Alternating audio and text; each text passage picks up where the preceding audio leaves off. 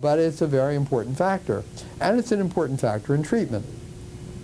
If you begin to think about where you can do the most in this area, obviously you want to get the people who are the least troubled. That is, the earlier you can pick troubles up, the better chance you have of interfering.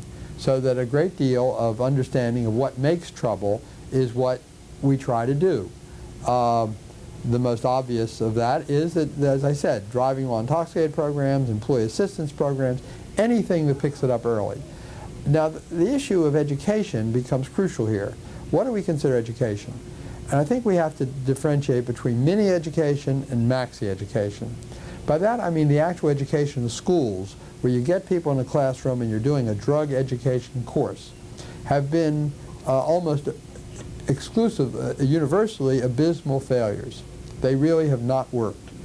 And if you stop and think about it, it's really understandable, because particularly if you start early, which the trend has been, then you try to start early to keep people from not using. So you're not re-educating them, you're trying to scare them out of doing something. And when you call the course drug education courses or education decision making or whatever you want to call them, you get the same message. Don't do it. Say no to drugs, you know. And that sounds terrific, and it makes sense, and nobody wants kids and or adolescents to use anything. I mean, that's absolutely right. It's an interference. But whether this is the way to do it or not is the issue there. And so far, any studies that have been done of so-called drug education courses and what have you have shown they do very little. They convince the already convinced. The kid who already knew this was the worst thing in the world, who felt enormously self-righteous, becomes even more self-righteous. But what most studies have also shown is that a lot of people who hadn't thought about using get interested by the courses and want to find out what all the shouting is about. And they find themselves trying things. I did one such study myself in Newton here, where after a whole week of drug education, what we found was that the drug use in the high school went up. And that's not unusual. But maxi education, the idea of really beginning to change cultural attitudes toward things, I think that sort of education is effective. I think that you can begin to show people, and I think this comes into something that I call social learning. That is, how do we learn about alcohol use? I mean, we learn by the time we're adolescents in this culture, we know everything about alcohol use. We've seen, not everything, but we know a lot. We've seen on television, we've seen Bowery bums, cocktail parties, beer at ball games. Tremendous amount of education occurs, which isn't coherent classroom education. It's social learning. We learn how things work. And we can do that, and I think what we're seeing with cocaine use now is an example of social learning. That when cocaine use, just 12, 13 years ago when it came out, people saw it as a relatively harmless drug, the champagne of drugs, the caviar of drugs, and they said, you know, what the hell, why not give it a shot? I don't think many people think about cocaine that way anymore. I think people recognize it as a drug that for many of its users is very powerful, very consuming, and in many respects maybe as dangerous as anything, with the possible exception of cigarettes. So that's come about, that sort of revolution in understanding has come about through social learning, not through classroom education. And we'll have a chance over the next decade to see how effective it is. Now, when you come to criminal behavior, you've got the notion that people want to do bad things. They want to rob, they want to steal, they want to get money without being entitled to it. They want to establish a kind of antisocial hegemony over other people sometimes. They want to rule the roost. They want to do all kinds of things. Now, that, for many people, fits. But it's also a very difficult thing to do. It's very anxiety-provoking. It's really not so easy to take these chances, even for people who are committed to doing it.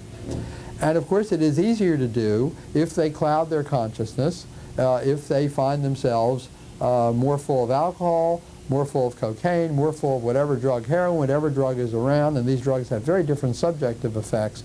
But once they are off in a slightly different space, it's easier to do things which are anxiety-provoking. You know, we all know that. It's in our own experience. The most common reason for people beginning to drink as adolescents is when they're going to parties or in social situations or what have you, because in effect it makes doing a hard thing less difficult. That is socializing. They feel their inhibitions are a little bit less when they've had a drink or had a couple tugs of a joint or whatever it is, and that sort of experimentation enables them to do something which they find difficult. And that's true up and down the line. That's just as true of much more anxiety-provoking things and much more difficult. Well, now that's the idea of education as a preventive measure, but it doesn't say much about therapy in the small. That is, therapy when you're sitting with a patient or you have a group of people and working with people who are in trouble with intoxicants. Group has tended to be a treatment of choice.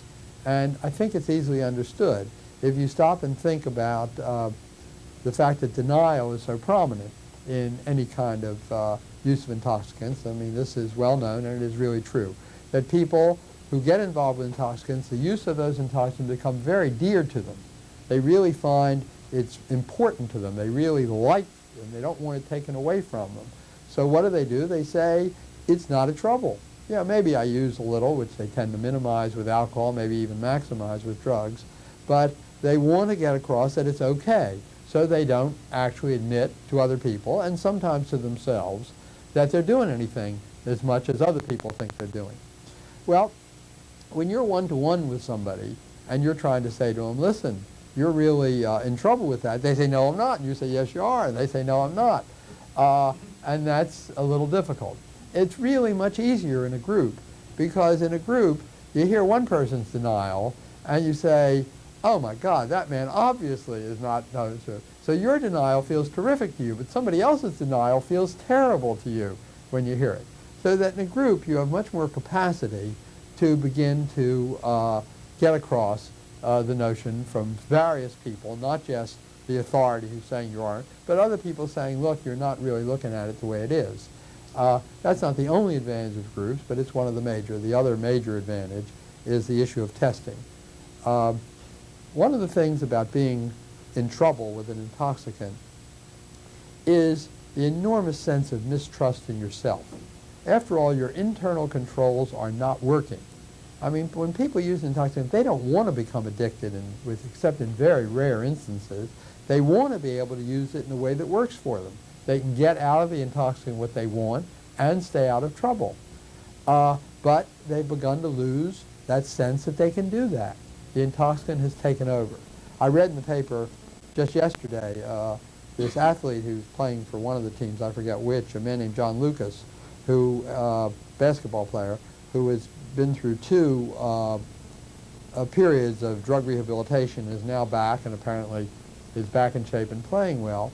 And he described that the way he found that he really began to take his drug use seriously when his 3-year-old child was playing around with some ashes in an ashtray and took the ashes and began to put it up her nose.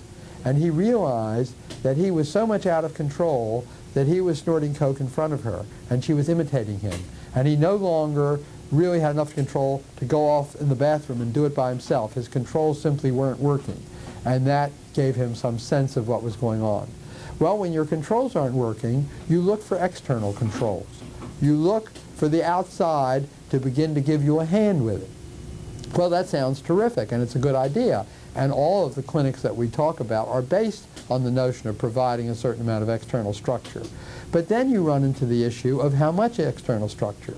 Because what these people are afraid of is if the external structure is too loose, then it's not going to help them with their controls. If it's too tight, it's going to squeeze them too much. And it's going to either dehumanize them, or it's going to give them the sense that they're never going to get anything they want, that they're going to lead a gray, miserable, conscience-ridden superego life, and they're never going to have anything. So between those two things, they're always testing those external controls. That again and again and again, they're finding out, are you too loose, are you too tight? Are you weak, are you too strong? Back and forth with anybody that's involved with them. And again, that's very hard to manage. There are no treatment situations for intoxicant users where that doesn't really occupy much of the time of the so-called caregivers. In a group, that's easier to deal with than in a one-to-one situation. But in a one-to-one situation, we often have to, and we often have to give people the sense of what